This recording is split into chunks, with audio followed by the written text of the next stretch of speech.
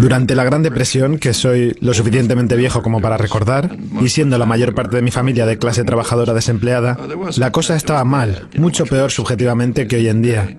Pero existía una expectativa de que las cosas iban a ir mejorando. Había un verdadero sentimiento de esperanza. Hoy no lo hay.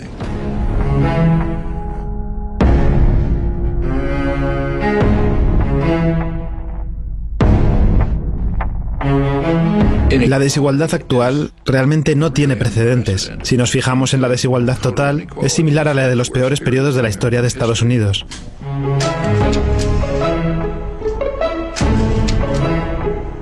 Pero si echamos una mirada más detallada, la desigualdad se da por la extrema riqueza de un reducidísimo grupo de la población, una fracción del 1%.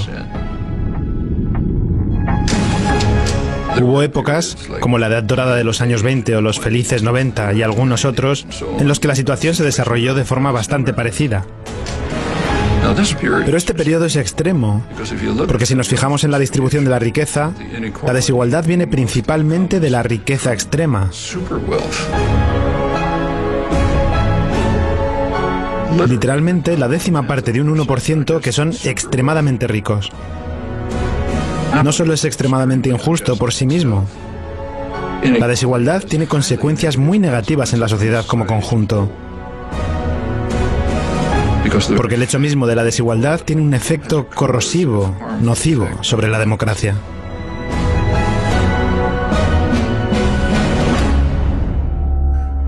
Empezó usted hablando del sueño americano. Una parte del sueño americano es la movilidad social. Naces pobre, trabajas duro y te haces rico. Para un trabajador era posible conseguir un empleo digno, comprarse una casa, un auto, poder llevar a sus hijos a la escuela. Todo eso se derrumbó.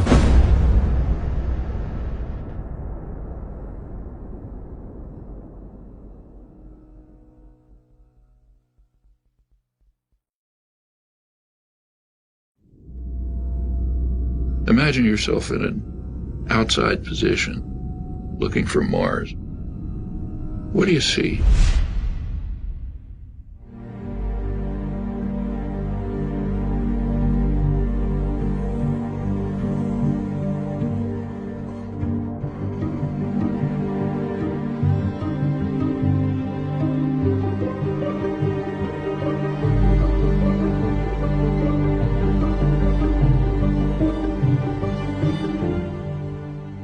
En Estados Unidos hay valores que se profesan, como la democracia.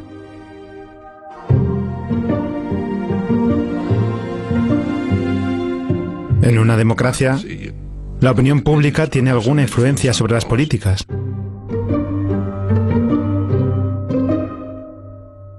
Y luego los gobiernos llevan a cabo ciertas políticas determinadas por el pueblo. De eso trata la democracia. Es importante entender que a los sectores privilegiados y poderosos nunca les ha gustado la democracia y por muy buenas razones. La democracia pone el poder en manos de la población mayoritaria y se la arrebata a ellos. Es un tipo de principio sobre la concentración de la riqueza y el poder.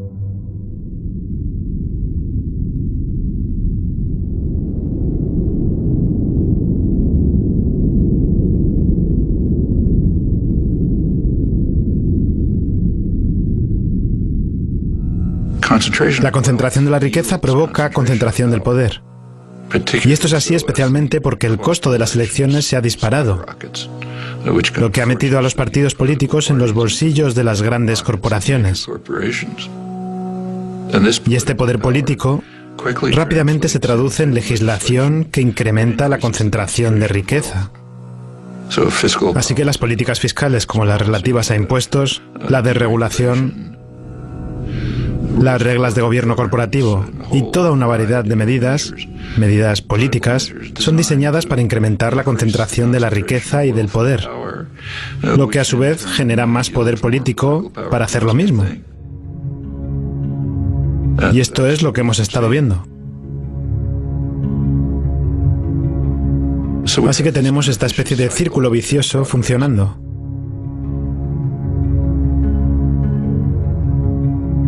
¿Sabe? De hecho, se trata de algo tan viejo que ya fue descrito por Adam Smith en 1776, si leemos el famoso libro La riqueza de las naciones.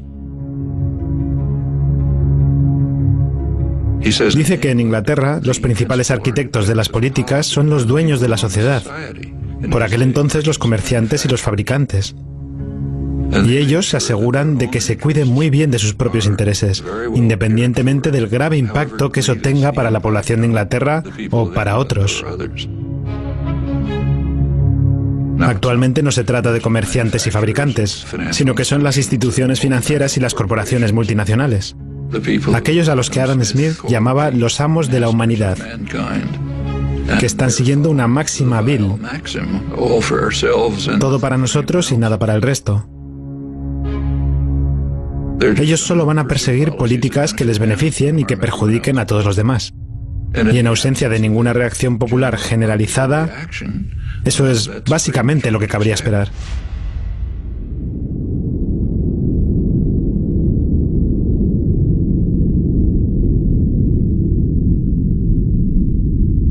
Durante toda la historia de Estados Unidos ha habido un enfrentamiento que sigue en marcha entre la presión para conseguir mayor libertad y democracia que viene desde abajo y los esfuerzos de la élite por aumentar el control y la dominación que vienen desde arriba. Esto se remonta a la fundación del país.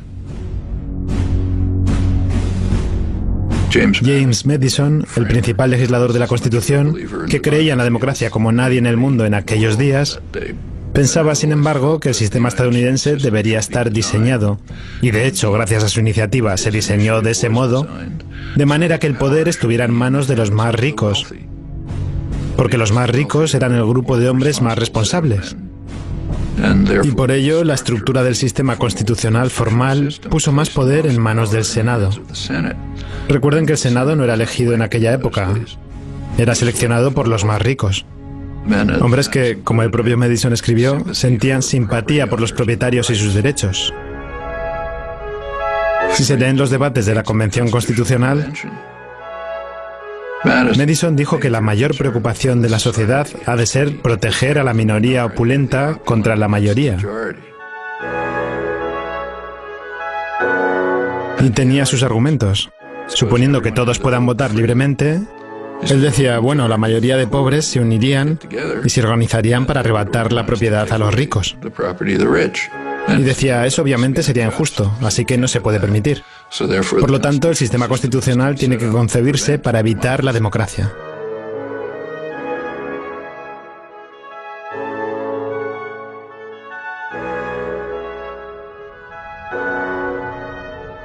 Which is of some interest that this debate has a hoary tradition, goes back to the first major book on political systems, Aristotle's Politics. He says of all of them, the best is democracy, but then he points out exactly the flaw that Madison pointed out. If Athens were a democracy for free men, the poor would get together and take away the property of the rich.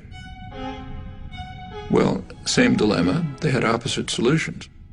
Aristotle proposed what we would nowadays call a welfare state. He said, try to reduce inequality.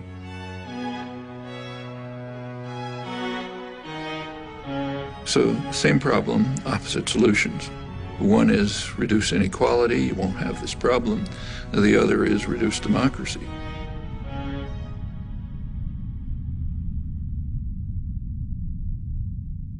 Si miramos la historia de Estados Unidos, es una lucha constante entre estas dos tendencias. Una tendencia democratizadora que viene principalmente de la población, una presión desde abajo, y esta batalla constante se mantiene activa, con periodos de regresión y periodos de progreso. La década de 1960, por ejemplo, fue un periodo de significativa democratización.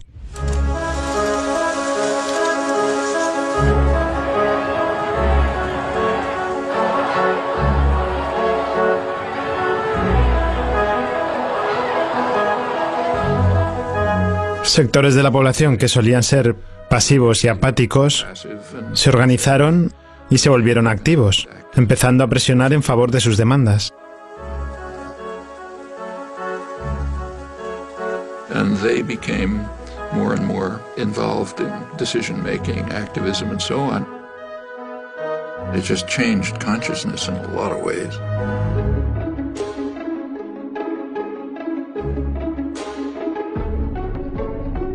Minority rights. If democracy means freedom, why aren't our people free? Right. If democracy means justice, why don't we have justice? Right. If democracy means equality, why don't we have equality? Women's rights. This inhuman system of exploitation will change, but only if we force it to change, and force it together. Concern for the environment. A unique day in American history is ending, a day set aside for a nationwide outpouring of mankind seeking its own survival. Opposition to aggression. I'd say to those who criticize us for the militancy of our dissent that if they are serious about law and order, they should first provide it for the Vietnamese people, for our own black people, and for our own poor people.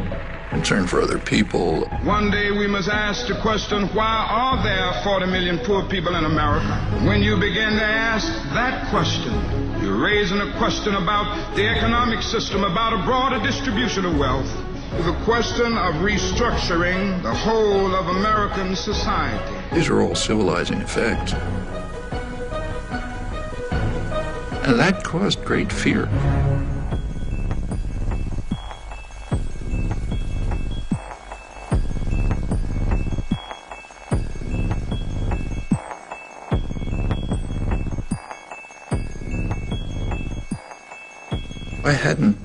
No pronostiqué el poder. Debería haberlo hecho, pero no pronostiqué el poder de la reacción a estos efectos civilizadores de los años 60. No pronostiqué la fuerza de la reacción ante aquello. El contraataque.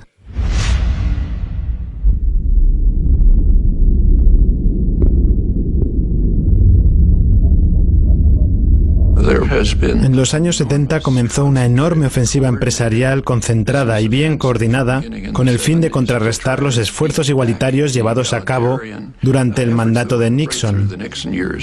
Y esto se nota en muchos aspectos. La derecha se manifiesta en cosas como el famoso memorando de Powell. Enviado a la Cámara de Comercio, el mayor grupo de presión empresarial, por Louis Powell, posteriormente juez de la Corte Suprema. Les advertía de que el mundo empresarial estaba perdiendo el control sobre la sociedad y que era necesario hacer algo para contrarrestar estas fuerzas. Por supuesto, lo plantea en términos de defensa. Hay que defendernos ante una fuerza exterior.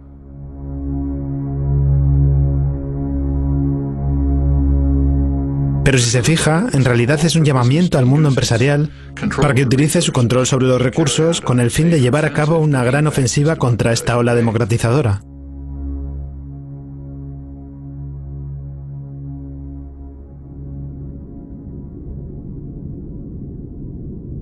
Over on the liberal side, there's something exactly similar. The first major report of the Trilateral Commission is concerned with this. It's called the Crisis of Democracy. Trilateral Commission is liberal internationalists. Their flavor is indicated by the fact that they pretty much staffed the Carter administration. They were also appalled by the democratizing tendencies of the 60s and thought we have to react to it. They were concerned that there was an excess of democracy developing. Aquellos sectores de la población que antes se mostraban pasivos y obedientes, lo que a veces se llama grupos de interés especial, comenzaron a organizarse y a entrar en la arena política. Entonces los grupos dominantes dijeron, esto ejerce demasiada presión sobre el Estado, no puede lidiar con todas esas presiones. Por lo tanto, tienen que volver a la pasividad y quedar despolitizados. Estaban especialmente preocupados por lo que pasaba a la gente joven. Los jóvenes se vuelven demasiado libres e independientes. Ninguno de nosotros actuará con violencia. Si llega a haber violencia, será responsabilidad de la policía. Ellos lo presentaron como un fallo por parte de los colegios, las universidades y las iglesias. Aquellas instituciones responsables del adoctrinamiento de los jóvenes. Son sus palabras, no las mías.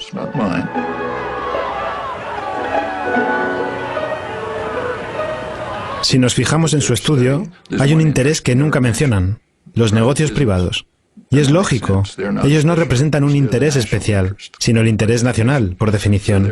Entonces ellos no tienen problema, ellos sí pueden tener cabilderos, comprar campañas, designar ejecutivos y tomar decisiones, eso está bien. Son los demás, los grupos de interés especial, la población general, los que deben estar sometidos.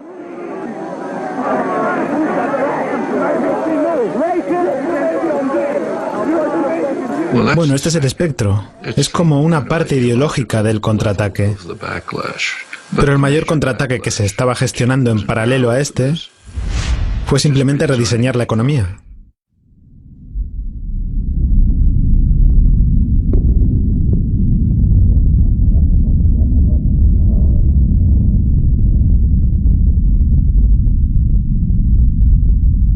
Desde los años 70 hubo un esfuerzo coordinado por parte de los amos de la humanidad y los dueños de la sociedad por cambiar la economía en dos aspectos clave. En primer lugar, incrementar el papel de las instituciones financieras como los bancos, empresas de inversión, compañías de seguros, etc. En el 2007, justo antes de la última crisis, ya tenían literalmente el 40% de los beneficios corporativos. Mucho más que en cualquier otro momento.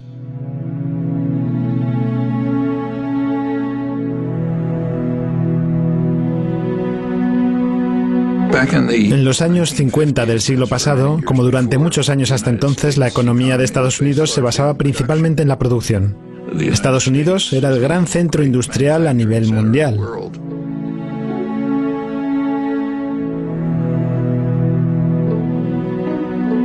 Las instituciones financieras solían ser una parte relativamente pequeña de la economía, y su función era distribuir los activos no utilizados, como los depósitos bancarios de los ahorristas, para la actividad productiva. The bank always has on hand a reserve of money received from the stockholders and depositors. On the basis of these cash reserves, a bank can create credit. So besides providing a safe place for depositing money, a bank serves a community by making additional credit available for many purposes. For a manufacturer to meet his payroll during slack selling period, for a merchant to enlarge and remodel his store, and for many other good reasons why people are always needing more credit than they have immediately available. That's a contribution to the economy. Se estableció un sistema de regulación. Los bancos se regularon.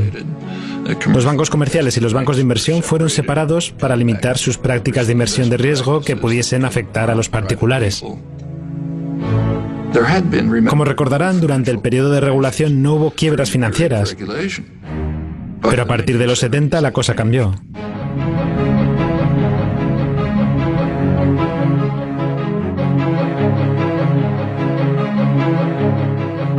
Es cuando empezó este enorme aumento de movimientos de capital especulativo, un aumento realmente astronómico. Se dio un giro muy significativo en el sector financiero, de los bancos tradicionales a las inversiones de riesgo, los instrumentos financieros complejos, las manipulaciones monetarias, etc. Cada vez más el negocio del país pasa a no ser la producción, al menos no aquí en el interior del país. El negocio principal aquí son los negocios. Esto se nota incluso en la selección de directores. En los años 50 o 60 del siglo pasado, el director de una importante corporación estadounidense muy probablemente era ingeniero, alguien que estudió gestión industrial en el Instituto Tecnológico de Massachusetts, por ejemplo. Pero actualmente los que ocupan los cargos de dirección y otros altos cargos de gestión son graduados de escuelas de negocios que aprendieron artimañas financieras de todo tipo y cosas por el estilo. En los años 70, General Electric, por ejemplo, podía sacar más beneficio mediante juegos financieros que cualquiera produciendo bienes en Estados Unidos. Hay que recordar que General Electric hoy en día es esencialmente una institución financiera. Hace la mitad de sus beneficios moviendo capital de maneras complicadas. Y no está nada claro si realmente generan algún valor para la economía. Existe un fenómeno llamado financiarización de la economía. Junto con este proceso se da la deslocalización de la producción.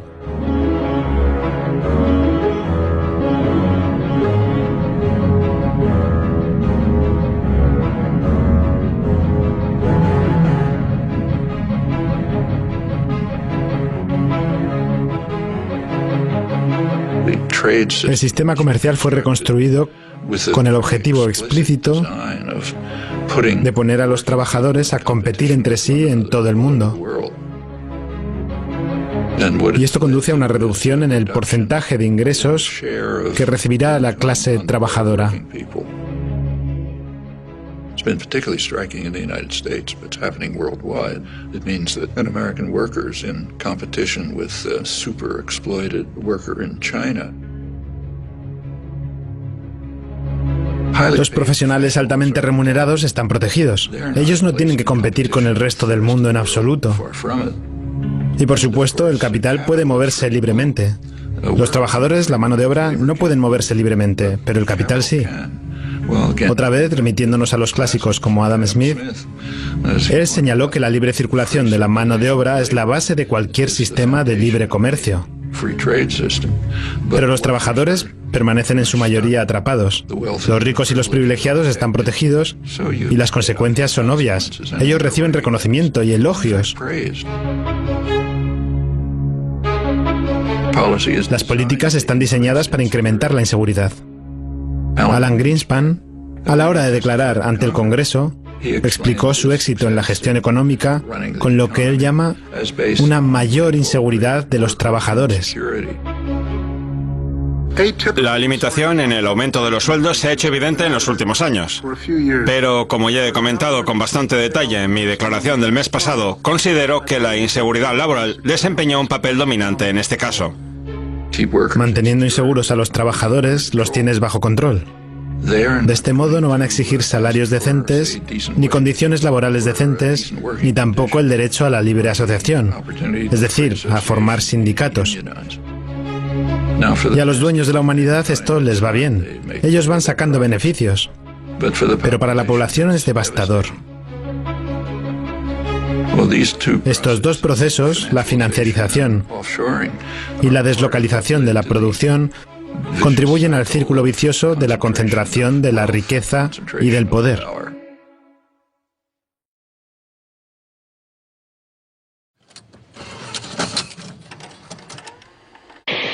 I'm Noam Chomsky. I'm on the faculty at MIT, and I've been getting more and more heavily involved in anti-war activities for the last few years.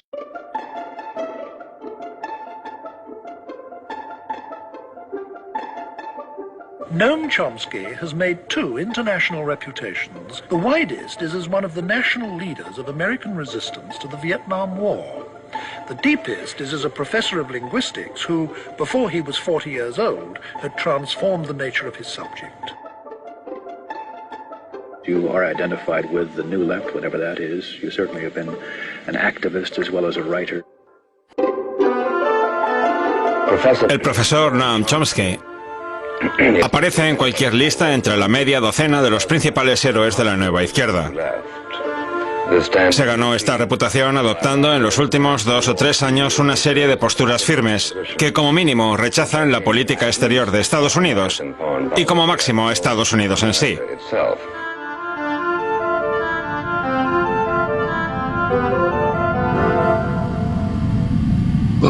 Realmente este concepto de antiestadounidense es muy interesante. Es un concepto verdaderamente totalitario. No se usa en las sociedades libres. Es decir, si alguien, por ejemplo, en Italia, critica a Berlusconi o la corrupción del Estado, etc., nunca los llamarán anti-italianos. De hecho, si los llegan a llamar anti-italianos, la gente se moriría de risa en las calles de Roma o de Milán. In totalitarian states, the notion's used. So in the old Soviet Union, dissidents were called anti-Soviet. That was the worst condemnation. In the Brazilian military dictatorship, they were called anti-Brazilian. Now, it's true that in just about every society, critics are maligned, are mistreated, different ways depending on the nature of the society. Like in the Soviet Union, say, Václav Havel would be imprisoned. In a U.S. dependency like El Salvador at the same time, his counterparts would have their brains blown out by U.S.-run state terrorist forces. In other societies, they're just condemned, they're vilified, and so on. And in the United States, one of the terms of abuse is anti-American. There's a couple of others, like, Marxist. There's an array of terms of abuse. But in the United States, you have a very high degree of freedom. And so if you're vilified by some commissars, who cares? You go on and do your work anyway. Este tipo de conceptos solo surgen en una cultura donde si llegas a criticar al poder estatal, y con poder estatal no solamente me refiero al gobierno, sino al poder estatal corporativo en general, entonces si criticas el poder concentrado, quiere decir que vas en contra de la sociedad, en contra de la gente. Y es bastante sorprendente que se use en Estados Unidos. Es la única sociedad democrática donde este concepto no se considera ridículo. Y esto es un síntoma de cultura elitista bastante desagradable.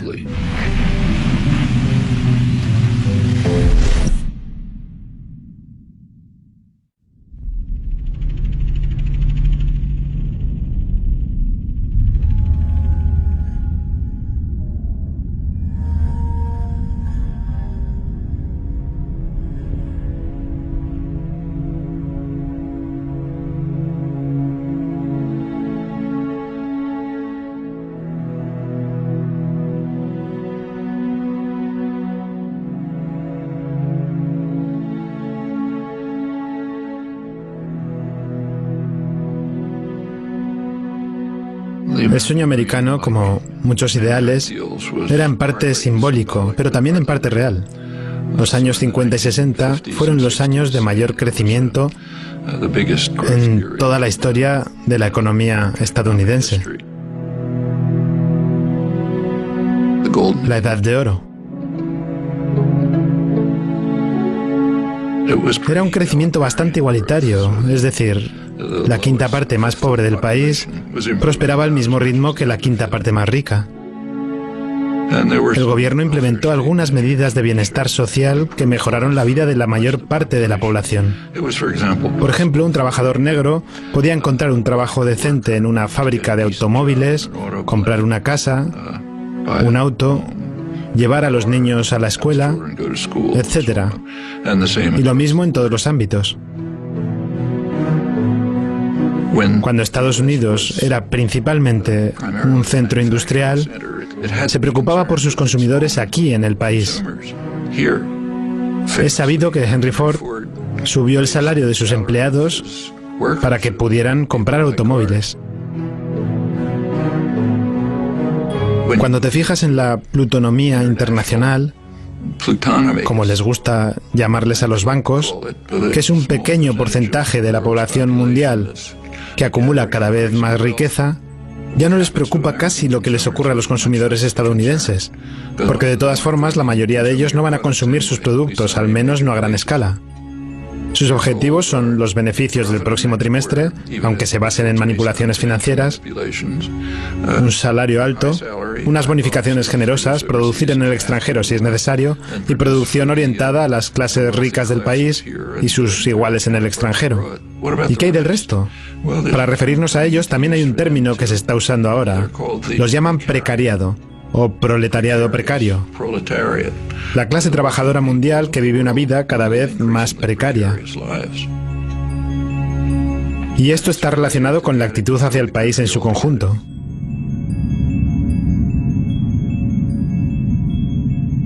Durante el periodo de gran crecimiento económico, en los años 50 y 60, aunque en realidad fue antes, los impuestos a las personas ricas eran mucho mayores. Los impuestos a las corporaciones eran mucho mayores, al igual que los impuestos sobre los dividendos. Es decir, los impuestos sobre la riqueza eran mucho más altos. El sistema tributario se rediseñó de modo que los impuestos de los ricos bajaron y, en consecuencia, los del resto de la población crecieron.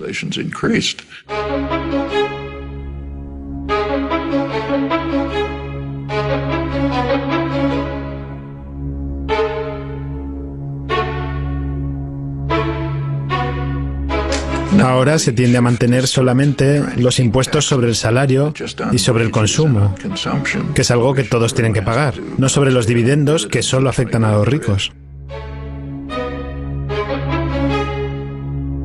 Y las cifras son bastante chocantes.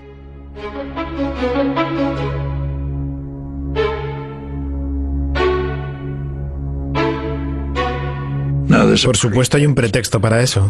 Siempre hay un pretexto. En este caso el pretexto es que así se fomenta la inversión y se incrementa el empleo. Pero no hay ninguna prueba de ello. Si quieres fomentar la inversión, dales dinero a los pobres y a la clase trabajadora. Tienen que sobrevivir, por lo tanto gastarán sus salarios. Eso estimula la producción, estimula la inversión, aumenta el empleo, etc. Si eres ideólogo de los amos, sigues otra línea. De hecho, ahora mismo es casi absurda. Las corporaciones tienen los bolsillos repletos de dinero. De hecho, General Electric paga 0 impuestos y gana unos beneficios enormes. Los registra en otro lugar o aplaza el pago, pero no paga impuestos. Y esto es algo habitual. Las mayores corporaciones de Estados Unidos han transferido la responsabilidad de mantener a la sociedad al resto de la población.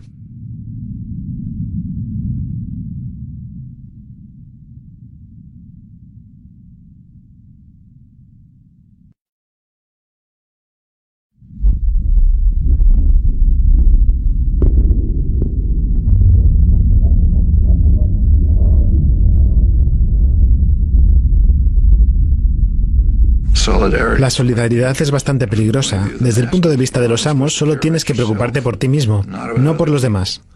Y esto difiere mucho de lo que decían las personas que, según ellos, son sus héroes, como Adam Smith, quien basó toda su postura económica en el principio de empatía, fundamental en el trato humano.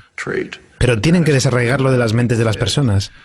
Tienes que mirar por ti mismo. La máxima reza, no te preocupes por los demás. Eso funciona con los ricos y poderosos, pero es devastador para el resto. Les ha llevado mucho esfuerzo erradicar esas emociones humanas básicas de las cabezas de las personas. Hoy lo podemos ver en la forma de hacer política, por ejemplo, en cómo se atenta contra la seguridad social. La seguridad social se basa en un principio, el principio de la solidaridad. La solidaridad significa cuidar de otros. La seguridad social significa pago mis impuestos sobre la nómina para que la viuda de la otra punta de la ciudad tenga con qué vivir. Así sobrevive una importante parte de la población. A los que son muy ricos no les sirve de nada. Por eso intentan destruirla de forma coordinada. Una de las maneras de hacerlo es dejar de financiarla. ¿Quiere destruir algún sistema? Empiece por cortarle la financiación. Así no funcionará, la gente se enfadará, querrán otra cosa. Es la técnica estándar para privatizar algunos sistemas.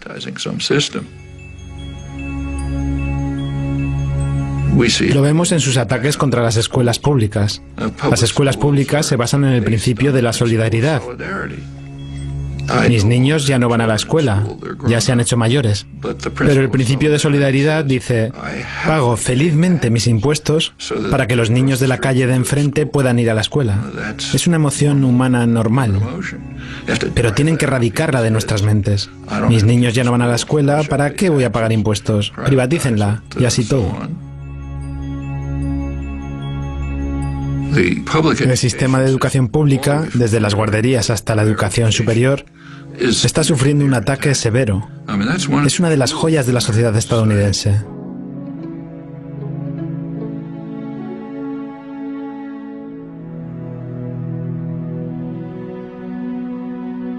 You go back to the golden age again, the great growth period in the 50s and 60s. A lot of that is based on free public education. One of the results of the Second World War was the GI Bill of Rights, which enabled veterans, and remember that's a large part of the population, and to go to college. They wouldn't have been able to otherwise. They essentially got free education. Where a community, state, or nation courageously invests a substantial share of its resources in education, the investment invariably is returned in better business and a higher standard of living. The U.S. was way in the lead in developing extensive mass public education at every level. Ahora, en más de la mitad de los estados, la financiación de las universidades proviene de las tasas de las matrículas, no del Estado. Es un cambio radical y una terrible carga para los estudiantes. Significa que si ellos no provienen de familias muy ricas, terminarán los estudios muy endeudados. Y si tienes una deuda grande, estás atrapado. Quiero decir que tal vez quieras ser un abogado de intereses públicos, pero tendrás que ir a un bufete corporativo para saldar esas deudas. Y una vez que formes parte de ese mundo, ya no podrás salir de él.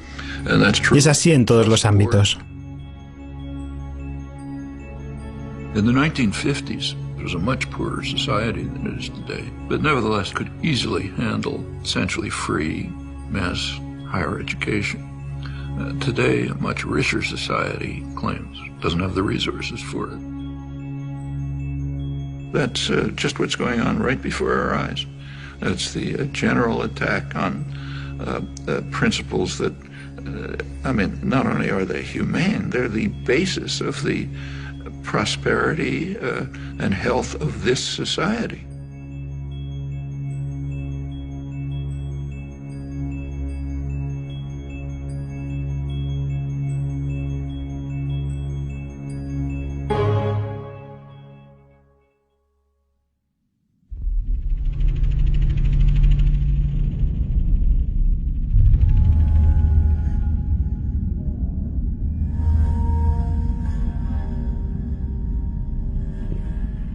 Si analizamos la historia de las regulaciones, por ejemplo, la regulación ferroviaria, la financiera, etc., verán que normalmente o son impulsadas por los consorcios económicos que están siendo regulados o apoyadas por estos.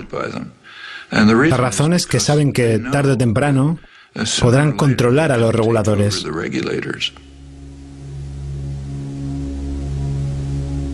Todo termina con lo que se llama captura regulatoria.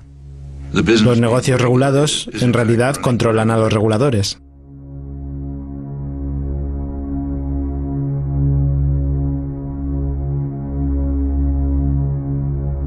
Esto llega al extremo de que los grupos de presión de los bancos son los que en realidad escriben las leyes de regulación financiera. Eso ha ocurrido a lo largo de toda la historia y, una vez más, es una tendencia bastante natural si se fijan en la distribución del poder. One of the things that expanded enormously in the 1970s is lobbying, as the business world moved sharply to try to control legislation. The business world was pretty upset by the advances in public welfare in the 60s, and in particular by Richard Nixon. It's not too well understood, but he was the last New Deal president, and they regarded that as class treachery. In Nixon's administration, you get consumer safety legislation, safety and health regulations in the workplace, the EPA, the Environmental Protection Agency.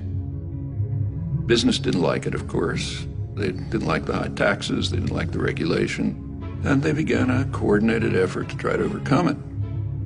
Lobbying sharply increased. Deregulation began with a real ferocity.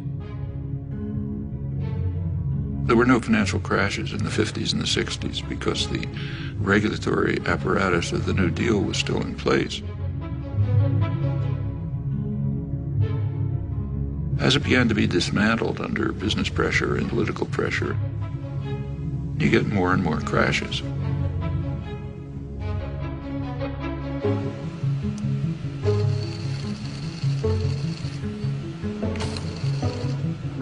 Esto continuó durante años. Empezó en los 70 y en los 80 fue cuando se disparó. Se pidió al Congreso que aprobara garantías de préstamos federales de entre 1.000 y 1.500 millones de dólares para una empresa automotriz. Pues bien, todo esto es bastante seguro, teniendo en cuenta que saben que el gobierno va a ir al rescate. Fíjense, por ejemplo, en Reagan. En lugar de dejarles que pagaran el precio, Reagan rescató a los bancos como el Continental Illinois, el mayor rescate en la historia de Estados Unidos hasta aquel momento. De hecho, terminó su legislatura con una enorme crisis económica, la crisis de ahorros y préstamos, y el gobierno intervino y lo rescató. El presidente Bush firmó hoy la ley para el rescate de 300 millones de dólares de la crisis de ahorros y préstamos. En 1999 se desmanteló la regulación para separar a los bancos comerciales de los bancos de inversión. Entonces llegaron los rescates de Bush y de Obama. Bear Stearns acude al gobierno federal para mantenerse a flote. El presidente Bush defendió la decisión de rescatar a Citigroup. Fannie Mae y Freddie Mac solicitaron un total de $3.000 millones más. El rescate podría ser mucho mayor, suponiendo el agravamiento de los problemas económicos de Estados Unidos.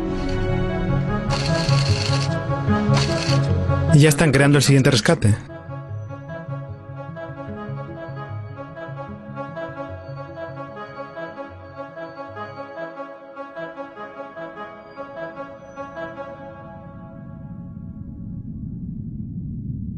Cada vez que esto ocurre, se recurre a los contribuyentes para rescatar a aquellos que crearon la crisis, que con cada vez más frecuencia son las grandes instituciones financieras. En una economía capitalista no debería ocurrir eso. En un sistema capitalista se eliminaría a los inversores que realizaran inversiones de riesgo. Pero los ricos y poderosos no quieren un sistema capitalista. Quieren poder ir corriendo a papá Estado tan pronto como están en problemas y ser rescatados por el contribuyente. A eso es a lo que se llama demasiado grande para caer. Hay premios Nobel en economía que están completamente en desacuerdo con el camino que estamos siguiendo. Gente como Joe Stiglitz, Paul Krugman y otros, y nadie ni tan siquiera les ha consultado. Las personas elegidas para solucionar la crisis son aquellos que la crearon. La gente de Robert Rubin, la gente de Goldman Sachs. Ellos crearon la crisis y ahora son más poderosos que antes. ¿Es esto un accidente? No cuando eliges a esas personas para establecer un plan económico. Quiero decir, ¿qué esperaban que sucediese? Mientras tanto, para los pobres, se deja que prevalezcan las leyes del mercado, que no esperen ninguna ayuda por parte del gobierno. El gobierno es el problema, no la solución, y así todo. Eso esencialmente es el neoliberalismo. Tiene este carácter dual que tiene sus orígenes en la historia económica. Una serie de reglas para los ricos y una serie de reglas opuestas para los pobres. There's nothing surprising about this. It's exactly the dynamics you'd expect. And if the population allows it to proceed, it's just going to go on and on like this until the next crash, which is so much expected that credit agencies, which kind of evaluate the status of firms, are now counting into their calculations the taxpayer bailout that they expect to come after the next crash. Which means that the beneficiaries of these credit ratings, like the big banks, they can borrow money more cheaply, they can push out smaller competitors, and you get more and more concentration. Everywhere you look, policies are designed this way, which should come as absolutely no surprise to anyone. Eso es lo que sucede cuando pones el poder en manos de un reducido sector de ricos que se dedica a incrementar su propio poder, tal y como era de esperar.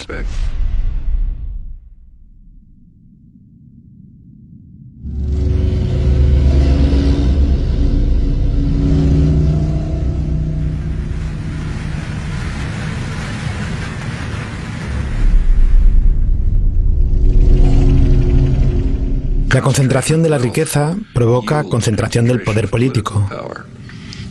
Y esto es así especialmente porque el costo de las elecciones se ha disparado, lo que ha metido a los partidos políticos en los bolsillos de las grandes corporaciones. The Citizens United, this was January 2009, I guess. That's a very important decision, Supreme Court decision, but it has a history, and you've got to think about the history. The 14th Amendment has a provision that says no person's rights can be infringed without due process of law. And the intent, clearly, was to protect freed slaves. It says, okay, they've got the protection of the law. I don't think it's ever been used for freed slaves, if ever, marginally. Almost immediately, it was used for businesses, corporations. Their rights can't be infringed without due process of law. So they gradually became persons under the law.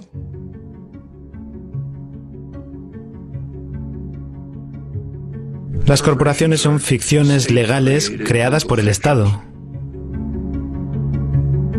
Quizás sean buenas, quizás sean malas, pero considerar las personas resulta bastante escandaloso. Consiguieron derechos individuales hace aproximadamente un siglo y eso se extendió a lo largo del siglo XX. Les otorgaron derechos a las corporaciones que van más allá de los que tiene cualquier persona. Así que si, por ejemplo, General Motors invierte en México, obtienen derechos nacionales, los mismos derechos que una empresa mexicana. Y mientras que la noción de persona se amplió para incluir a las corporaciones, también se restringió. Si nos tomamos la 14ª enmienda al pie de la letra, ningún extranjero indocumentado puede ser privado de sus derechos si se le considera una persona.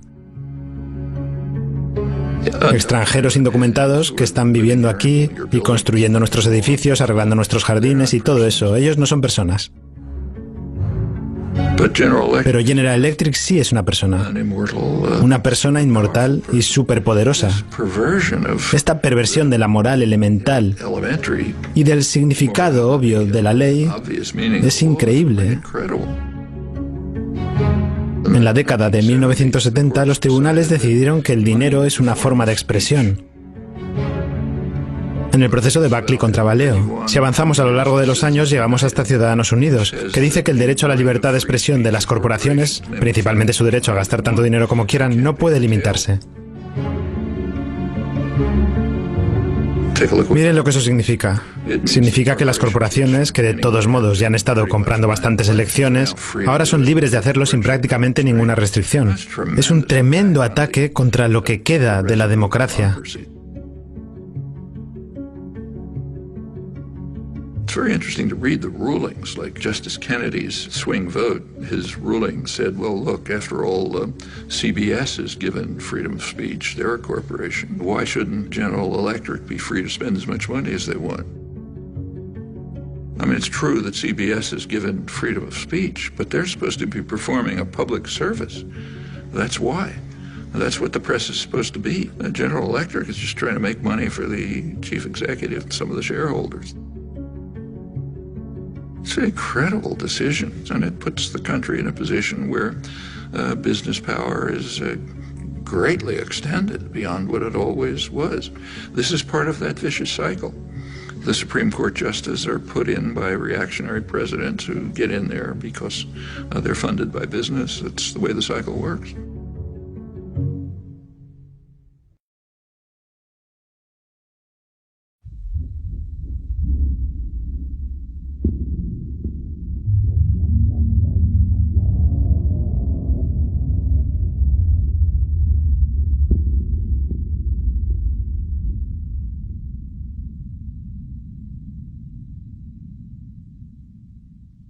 Existe una fuerza organizada que ha tenido muchos defectos, pero que, con todos sus defectos, ha estado tradicionalmente al frente de los esfuerzos por mejorar la vida de la población general. Es el movimiento obrero organizado. Y es también una barrera contra la tiranía corporativa. Así que es la única barrera a este círculo vicioso que sigue funcionando y que conduce a la tiranía corporativa.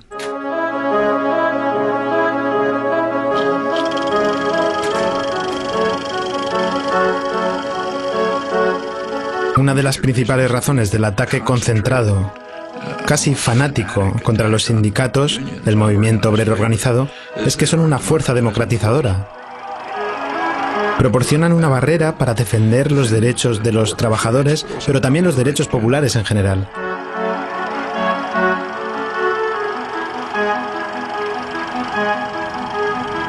Esto interfiere con las prerrogativas y el poder de los que poseen y manejan la sociedad. I should say that anti-union sentiment in the United States among elites is so strong that the fundamental core of labor rights, the basic principle in the International Labor Organization, is the right of free association, which would mean the right to form unions. The U.S. has never ratified that. So I think the U.S. may be alone among major societies in that respect. It's considered so far out of the spectrum of American politics, it literally has never been considered. Recuerden que la clase obrera en Estados Unidos tiene una historia larga y muy violenta en comparación con otras sociedades similares. Pero el movimiento obrero había sido muy fuerte. Sin embargo, para los años 20, En una época bastante semejante a la de hoy, este movimiento fue prácticamente aplastado. La huelga de camioneros alcanzó su apogeo con unos fuertes disturbios que han causado numerosas víctimas. Las calles de la ciudad han registrado violentos enfrentamientos donde 3.000 manifestantes sindicales luchan contra 700 policías. Armas, gas lacrimógeno, garrotes y puñetazos causaron más de 80 personas heridas y 2 muertos. A mediados de los años 30 el movimiento comenzó a reconstruirse. El propio Franklin Delano Roosevelt se mostraba a favor de una legislación progresista que se crearía en beneficio de la sociedad en general. Pero tenía que hacer que fuera aprobada de alguna manera. Entonces les dijo a los dirigentes sindicales y a otros: oblíguenme a hacerlo. Sus palabras significaban: salgan a la calle y manifiéstense, organícense, protesten, desarrollen el movimiento obrero. Cuando haya suficiente presión popular, seré capaz de hacer aprobar la legislación que ustedes quieren. No apoyo el regreso a aquella definición de libertad bajo la cual durante muchos años las personas libres poco a poco fueron destinadas al servicio de unos pocos privilegiados. Prefiero la definición de libertad más amplia. Entonces, a mediados de los años 30, hubo una especie de combinación entre un gobierno favorable y un activismo popular muy importante. Hubo acciones sindicales, hubo huelgas de brazos caídos que atemorizaron mucho a los propietarios. Tienen que comprender que la huelga de brazos caídos está a un paso de decir: no necesitamos jefes, podemos gestionar esto nosotros mismos.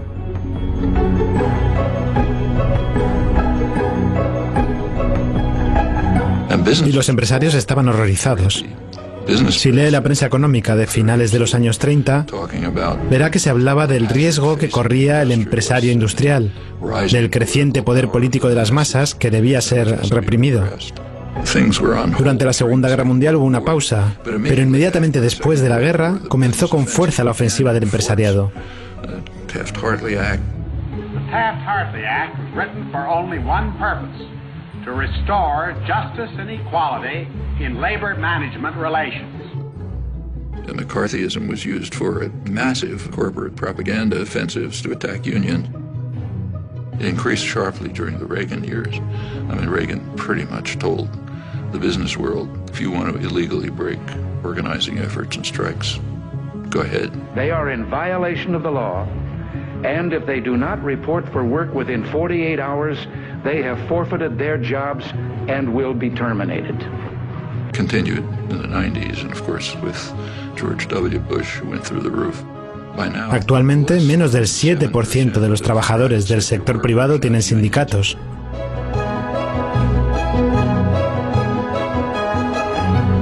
Como consecuencia, se ha disuelto la resistencia habitual a la ofensiva llevada a cabo por nuestra clase empresarial, que tiene una fuerte conciencia de clase.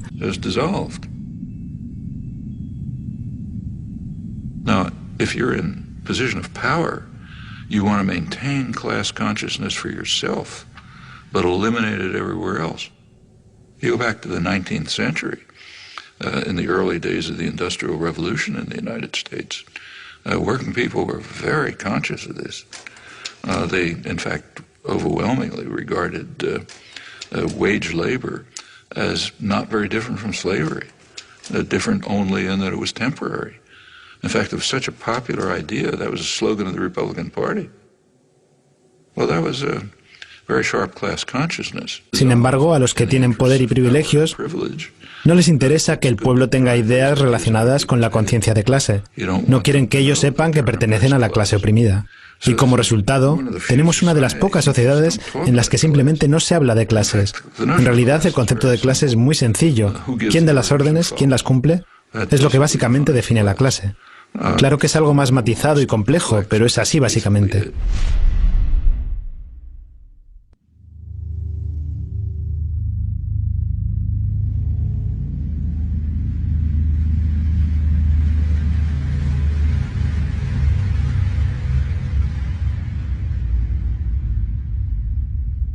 La industria de relaciones públicas, el sector publicitario, que se dedica a crear consumidores, es un fenómeno que se desarrolló en los países más libres, en Gran Bretaña y en Estados Unidos. Y eso tiene una razón muy clara. Más o menos hace un siglo se hizo evidente que no iba a ser fácil controlar a la población por la fuerza. Se había ganado demasiada libertad. Había organizaciones de trabajadores, en los parlamentos de muchos países había partidos obreros, las mujeres comenzaban a tener derecho a voto, etc. Se necesitaban otros medios para controlar a la gente. Entonces se llegó a la conclusión y se expresó claramente que para controlar a las personas era necesario controlar sus creencias y actitudes. Una de las mejores maneras de controlar a la gente en términos de actitudes es lo que el gran economista político Thorstein Veblen llamó fabricación de consumidores.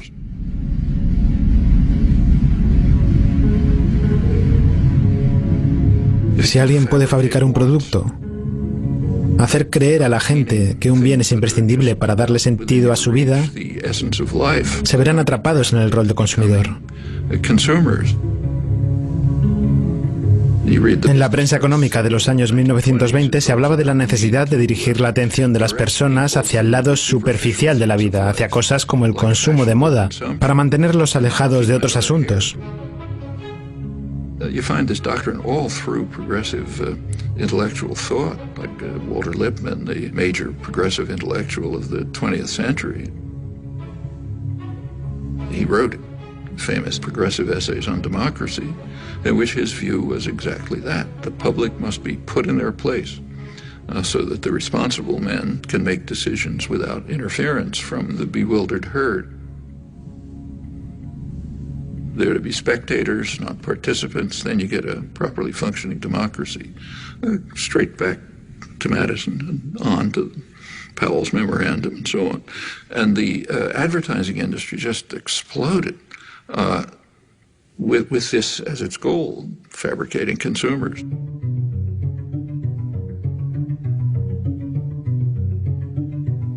And it's done with great sophistication.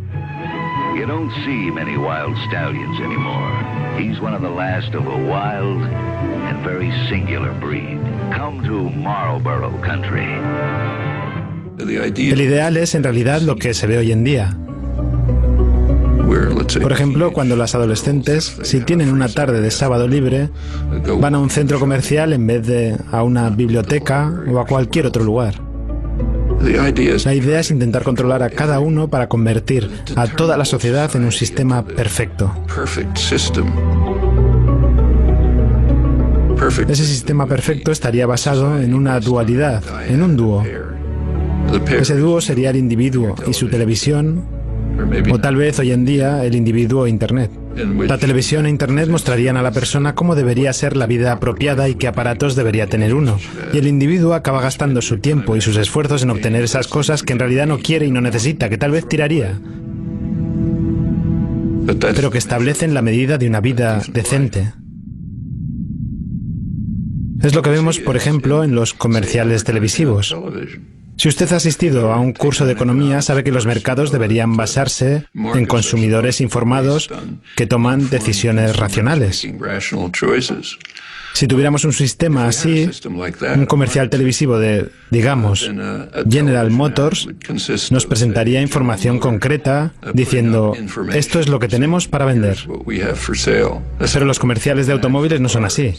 En los comerciales de automóviles, un jugador estrella de fútbol o una actriz hacen algunas locuras con el automóvil. Por ejemplo, escalan una montaña.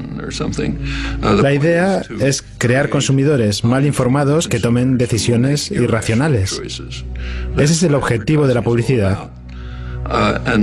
Y cuando la misma institución, el sistema de relaciones públicas, organiza las elecciones, lo hacen del mismo modo.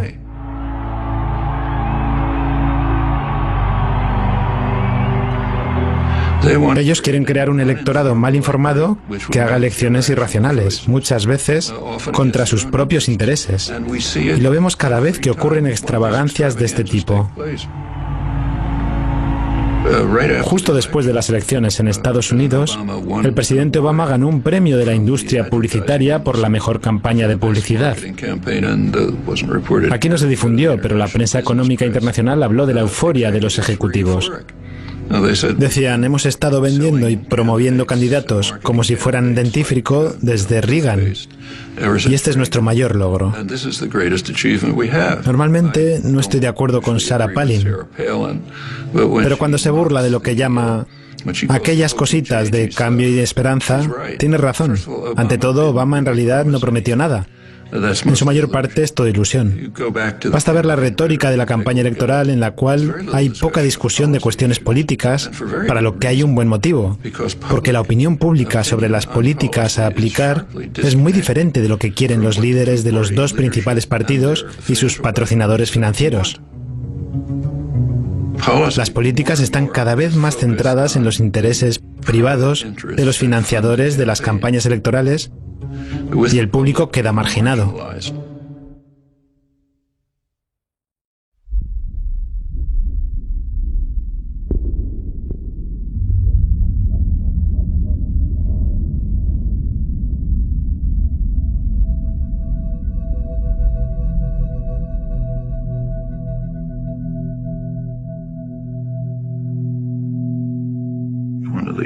Uno de los más importantes científicos políticos, Martin Gilens, presentó un estudio de la relación entre las actitudes públicas y las políticas públicas, según el cual cerca del 70% de la población no tiene ninguna influencia sobre las políticas. Lo mismo puede pasar en cualquier otro país. Y la gente lo sabe.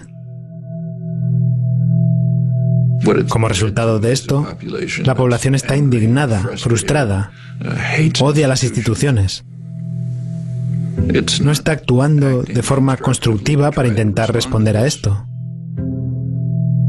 Hay movilización y activismo populares, pero van en una dirección muy autodestructiva. Están tomando la forma de una furia sin objetivo preciso, de ataques de unos contra otros y contra grupos vulnerables. Eso es lo que pasa en casos como este.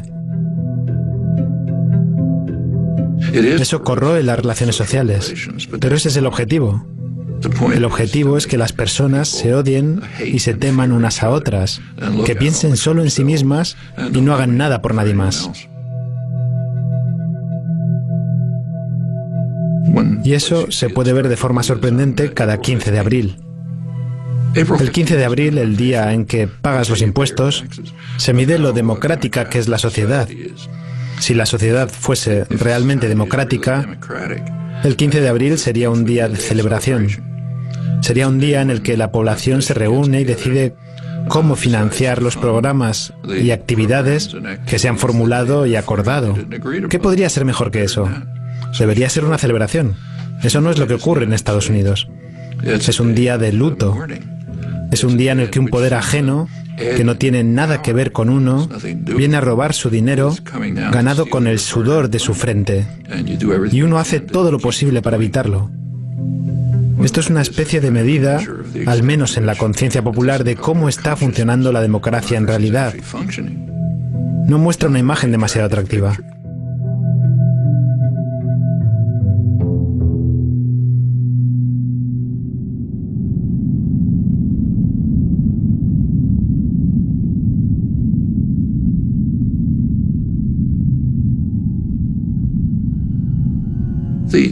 Las tendencias que hemos estado describiendo en la sociedad estadounidense, a menos que cambien, indican que va a convertirse en una sociedad horrible. Quiero decir, una sociedad basada en la vil máxima de la que hablaba Adam Smith. Todo para mí, nada para el resto.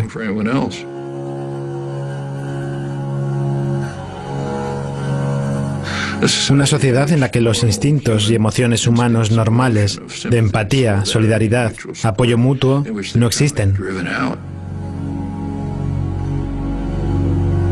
Una sociedad tan horrible que no sé a quién le gustaría vivir en ella. Yo no querría que mis hijos lo hicieran.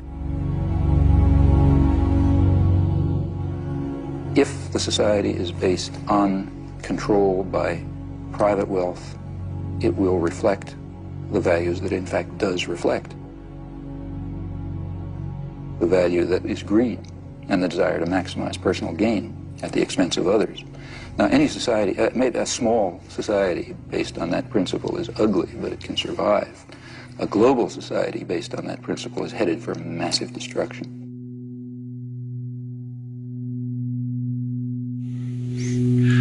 Yo no creo que seamos lo suficientemente inteligentes como para diseñar en detalle lo que sería una sociedad perfectamente justa y libre. Podemos guiarla y, más importante aún, podemos preguntar cómo podemos progresar en esa dirección.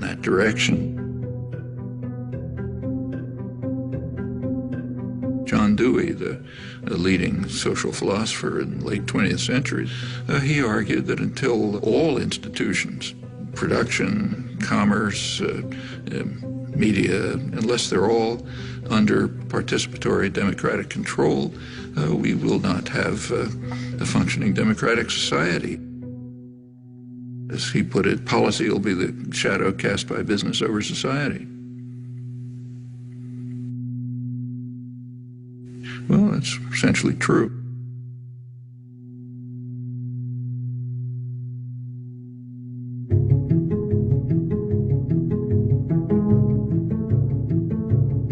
Las estructuras de autoridad, dominación y jerarquía, donde alguien da las órdenes y alguien las obedece, no se justifican solas y tienen que justificarse a sí mismas.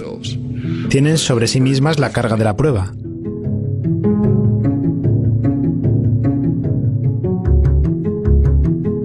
Si se las mira detalladamente, por lo general no pueden justificarse a sí mismas. Y si no pueden, tenemos que desmantelarlas. Hay que tratar de expandir el dominio de la libertad y la justicia mediante el desmantelamiento de esa forma de autoridad ilegítima. Y de hecho, el progreso de los últimos años, que afortunadamente todos reconocemos como progreso, ha sido precisamente eso.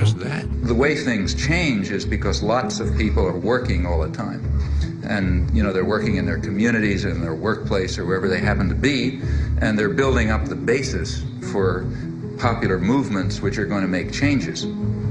That's the way everything has ever happened in history. Take, say, freedom of speech. One of the real achievements of American society. It's first in the world in that. It's not in the Bill of Rights. It's not in the Constitution. Freedom of speech issues began to come to the Supreme Court in the early 20th century. The major contributions came in the 1960s. One of the leading ones was a case involving the civil rights movement. Well, by then you had a mass popular movement which was demanding rights, refusing to back down. And in that context, the Supreme Court did establish a pretty high standard of freedom of speech. Or, take, say, women's rights. Women also began identifying oppressive structures, refusing to accept them, bringing other people to join with them. Well, that's how rights are won. En un cierto grado que no puede considerarse trivial, yo también he dedicado gran parte de mi vida al activismo. No de forma política, pero sí. No es algo en lo que sea muy bueno, no soy el mejor organizador. Creo que podemos ver claramente algunos defectos muy graves en nuestra sociedad, en nuestro nivel cultural, en nuestras instituciones, los cuales van a tener que ser corregidos operando fuera del marco comúnmente aceptado. Pienso que tendremos que encontrar nuevas formas de acción política. Pero los activistas son las personas que han creado los derechos que nosotros disfrutamos. No solo llevan a cabo políticas basadas en la información que reciben, sino que también contribuyen a su comprensión. Hay que recordar que es un proceso recíproco. Uno trata de hacer cosas, aprendes cosas, aprendes cómo funciona el mundo y eso te ayuda a entender cómo seguir adelante. There's huge opportunities. It is a very free society. Still the freest in the world. Nuestro gobierno tiene una capacidad muy limitada para coaccionar. Las corporaciones pueden tratar de coaccionar, pero no disponen de los mecanismos necesarios. Hay muchas cosas que se pueden hacer si la gente se organiza, lucha por sus derechos como lo han hecho en el pasado, y así se pueden lograr muchas victorias.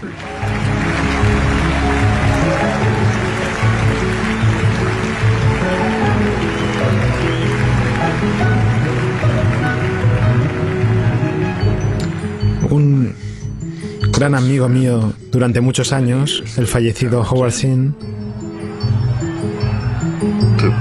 decía: lo que importa es la infinidad de pequeñas obras que hacen personas anónimas que sientan las bases para los eventos importantes que pasan a la historia.